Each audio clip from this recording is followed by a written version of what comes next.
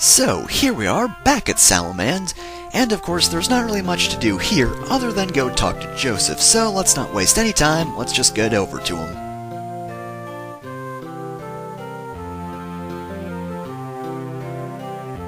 Well, there is indeed something you can do for us. And he shakes his head for some reason. Square, that animation isn't really good for that, because shaking your head generally means no. But despite his weird animation, he's actually going to help us. In fact, he's not just going to tell us what to do, he's actually going to join the party, which is very useful because we just lost Minwoo. Now, Josef here is basically meant to be the monk of the group. He's got great strength stats and almost nothing in magic stats, so you don't need to bother giving him any sort of magic or anything because he's got good strength. Now, he's supposed to use his fists, but Max is already our melee character, so I'm just going to have him dual-wield axes because, well, I don't know, that just sounds badass. He's just going to wield 2 axes and whack everything with them. So yeah, he's going to be my axe user for the time being. So, let's head out. Now, before we can actually get to the snowfield, we actually have to return to Summit Falls, and given we've already been there before, I'm going to meet you over there again. So, we may be returning to a dungeon, but thankfully this time we don't actually have to go too deep into it. Remember that blue crystal back in here? Yep, that's actually what we need to find. If we just look at this thing, or if we look at the wall nearby it, rather. He'll just start banging on the wall with his fist, and it'll open up. Alright, so, the snowcraft is in this secret passage that Josef opened, and it's seriously in a chest. So, an entire snowcraft fit in this tiny little chest. I don't even know. Oh well. Anyway, now that we have that, we can go across the snowfield, no problem whatsoever. So let's go do just that. Since we haven't been to the snowfield before, I'll just, show you the way over there myself. It's not actually too far away, though, so it's not like it's that hard to find. In fact, you've probably spotted it yourself if you've been looking around this area. It's not too far to the north. If you just follow this mountain range, we will eventually get... Yep, there we go. So, once you reach this little white spot of land where the snow is, we actually get on the snowcraft. And if you'll remember the ship from the first game, there was actually a minigame you could play on that. Well, if you hold A and press B a bunch of times, you actually get a memory match game, so this is actually pretty cool because you get some good rewards for it, unlike the minigame from Final Fantasy I. And it's not too hard because there is actually a pattern to this that repeats like every 30 times. Now, I'm not going for any specific reward here, so it's not like I have to do that well.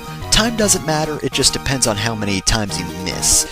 Now, you don't really get that good of an item or any sort of thing if you do 0 miss at the moment. However, there's actually an upgraded version of this minigame which I'll definitely be playing as soon as I possibly can, because the reward for doing a 0 miss run of that one, oh boy is it good. Anyway, here's Snowman. These guys, remember the Sasquatches and how they weren't tough in the slightest? Yeah, we've already got a recolor of them, and they're not good at all. So yeah, don't worry about these guys, they're easy to kill, and if you really need to hit them with an elemental weakness, they are weak to fire because they are ice elements, so keep that in mind. But again, don't waste the fire, they're weak. And if you're getting your ass kicked by them, well, you kinda need to sit down and train, seriously. Anyway, basically I think you just have to keep north here, because there should be a cave. No, it's not completely north. I think you just have to get to the other end of the snowfield, and yep, there it is. It's right there. Any other enemies? I'm pretty sure... Nope, nothing wanted to fight me. So, this is Snow Cavern. This is, it's a bit better on... Oh, hey, it's an icicle.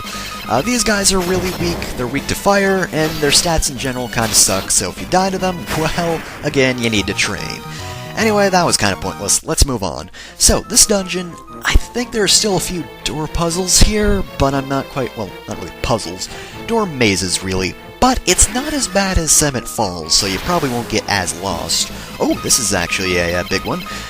Grenades, I believe we were introduced to them in the last dungeon. They still explode, as do they, the balloons were the original enemies. Grenades are the new ones, and they're not really too impressive. They're just upgrades. They still explode if you give them long enough. They'll explode eventually. They generally don't do it first turn, in my experience. They might be able to, but they generally don't. They'll usually attack you first. Not really much of a threat, especially when there's only one of them. They're easy enough to take down. And of course, goblins, incredibly weak. I don't know why we're still fighting them. I guess it's just for Josef's sake, since he's a new character and he's kind of weak? Who knows. Anyway. Deadheads. They apparently like interrupting me. Now, these guys might look nasty, but they're weak stat-wise, and while they're undead enemies, they can do nothing but attack. They don't really have any special moves or anything like that. They do have the usual attributes, weak to fire, cure, will switch, drain spells so that you get hurt, that sort of things. But there's nothing really interesting about them otherwise. Anyway, this dungeon is, it's probably the best one so far. Also, ignore this door for now, because we can't really get through there. But, new enemy. Zombies. I think these are actually, old enemies that I haven't encountered. Oh yeah, those are definitely old enemies. These guys are also basic undead units. They can't really do much to you. We were supposed to encounter them back at Seven Falls, but I don't think I actually ran into any of them. Same thing for Bath's Cave. They could appear there, but they didn't. So they chose till now to appear, even though they're incredibly weak. But, oh geez, a bunch of new enemies. Well, I guess these guys aren't really new, but I want to give them a chance, because, we fought one icicle before, and that was a little bit unfair, I mean, maybe these guys can do a bit more. No, they can't. They had their turn, and they failed. So, yeah, icicles really suck. So, anyway, oh, don't go through that door. Design-wise, I do like this dungeon. It looks pretty neat. It looks much better than the Ice Cavern from Final Fantasy I, let's be honest. I mean, I know Square Enix really liked that dungeon. I mean, given how much they put that design in the optional dungeons, it was kinda boring aesthetic-wise, but this one looks pretty neat. Not amazing. We're not really to the really good dungeons just yet, but it doesn't look too bad. I do like the battle background, too. It looks pretty neat. Also, new enemies. Those are ghouls. I believe they can actually inflict paralysis with their basic attacks, so they're definitely a lot better than the zombie counterparts. And of course, they're pretty much the only thing in this group that's even remotely threatening, since the others are just basic units of undead and don't have anything special about them. Again, other than the normal undead attributes. Anyway, continuing on, can't really say much else about this dungeon, because of course it has the same theme that I don't like that much. And again, not much of a maze, so I like it better than the other few, but there are still some, dead ends and different paths to take, so it's better than Bath's Cave, so, this one isn't too bad. I guess the major problem is, the enemies here all suck, pretty much. I mean, we're crying out loud. Have you seen the things we've been fighting? Look at this monster in a box. It's gonna be the best thing here. Look at that. The best enemies in this entire cavern. Just these grenades that you don't even have to fight. Because they're not that tough on their own, but they have enough HP and defense where they might last long enough to explode. That's it. Those are the best enemies. The rest of the things you fight, snowmen, icicles, goblins for some reason, and that really sucks because there's no real way to gauge how strong you are. I mean, you might be really weak at this point, but it's not like it's going to make that big of a difference because the enemies suck no matter what. So, it doesn't really give off the impression of being any tougher than, previous dungeons. So while it looks pretty good, and at least design-wise, the layout, much better than the previous dungeons, but enemy design is still lacking, unfortunately. Luckily it isn't too long. Oh, hey, new enemy. Those are shadows. I believe these guys, despite the fact that this is the first time we're seeing this particular undead design, can actually inflict blindness with their attacks. I could be wrong about that, but I'm fairly sure it's those guys. Those guys are actually fairly common forms of undead, and they are actually tough. Well, rather, their recolors are tough. These guys at the moment, really not too bad, but anyway. Alright, so this dungeon, not too long. It's not too short either. It's not like Bath's Cave where it's over in a moment. Nothing like that. So it's a decent size as well. There's also something dumb about this dungeon, which I'm pretty sure is going to be in the next room. I can't forget where it is, but there is a thing in here somewhere. Of course, there's also a lot of treasure. It's not that good treasure, though. It's just potions and stuff. There was a mace back there, but that doesn't help. Oh, mithril spear. If I didn't already have one of these, that would be pretty useful. But I do have one of those, so it's not. Now, is this the room I'm thinking of? Is it? Can't recognize this by... No, I think this is another room with like that, yeah. Oh, dual heads. These guys, they're fairly tough strength-wise, but their stats really aren't all that good, so... Actually, their defense isn't too bad. Though, then again, that is Lynx. She's still a little weak compared to my other characters. And, of course, Max is really OP right now. Okay, so yeah, they do have fairly tough defense, because Dante's only doing a little less than 50 damage to him, so... Decent defense, decent HP, and very good attack. Thankfully, my armor's very good because, well, that kind of just negates everything they can do, because they don't have any special abilities.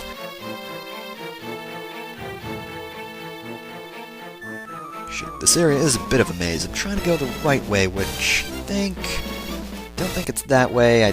Wait, no, there's a chest down here. You get the ancient sword. I think that's actually a decent sword, but I don't know if I want to equip it right now. If I remember correctly, it inflicts curse, and at the moment I forget what that does. Curse is actually, I do remember one thing about it, though. Curse is actually a status effect that doesn't really wear off when you go to an inn. I remember that much. Actually, I think... Does it lower your strength? Actually, I think it lowers everything. Like, not just strength, it lowers accuracy and defense, so it's actually a pretty big status effect. Well, here's the room I was thinking of. Look at that, giant beavers everywhere. What's the point of this? Well, this giant beaver is going to speak to us, and out of nowhere... Yes, Max speaks beaver. Well, you see, this makes complete sense. Because Max was, he grew up in the wild, and as such, he can understand animals. Oh, who am I talking about? That still doesn't make sense. So yes, this is completely pointless. This skill is not brought up at any point in this game, ever again. That room did not need to exist. I mean, there's a novelization in this game, and Max's ability to speak to animals does come up one more time in that, though at the cost of another more important plot point. So, yeah, all around, there's no fucking point to it, because it makes no sense. Apparently, he speaks beaver, even though he was sort of domesticated-ish years ago. Oh, whatever, let's just stop thinking about it. Anyway, yeah, that's an Adamantoise. Of course, as you might imagine, it's a recolor of the land turtle, tortoise, and it pretty much works in the same way as that enemy did. It does have some really good defense. Its attack isn't too bad. It's got some decent HP, but it is very weak to ice spells. And of course, Josef just joined the party, and I haven't had a chance to train him, so he's super weak. Thankfully, I'm a little bit overpowered magic-wise, but regardless, the turtle is dead. Well, tortoise. Damn it, Square Enix, now you're... making me say turtle when it's really a tortoise. Anyway, yeah, that was the goddess spell, and by obtaining that item, this door will sink in, and a stairway will appear, which is a very nice shortcut out of the dungeon. Thank goodness for that, because I do not want to walk out of this area backwards. Seriously. Again, not that long a dungeon, but it's not that short either. Oh look, it's Morgan. What the hell are you doing here?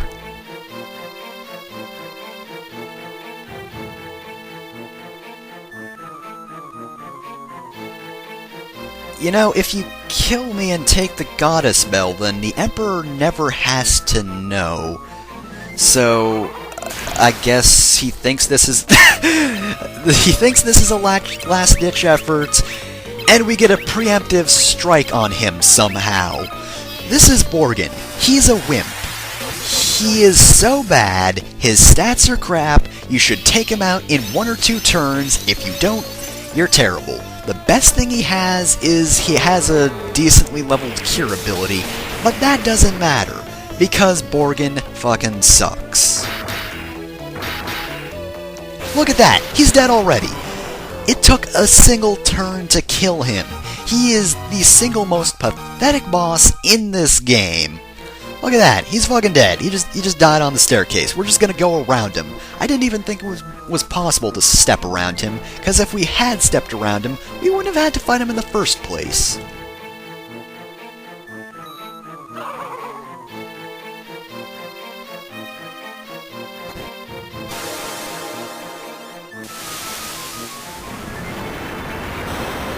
Oh no, sentient boulder, no!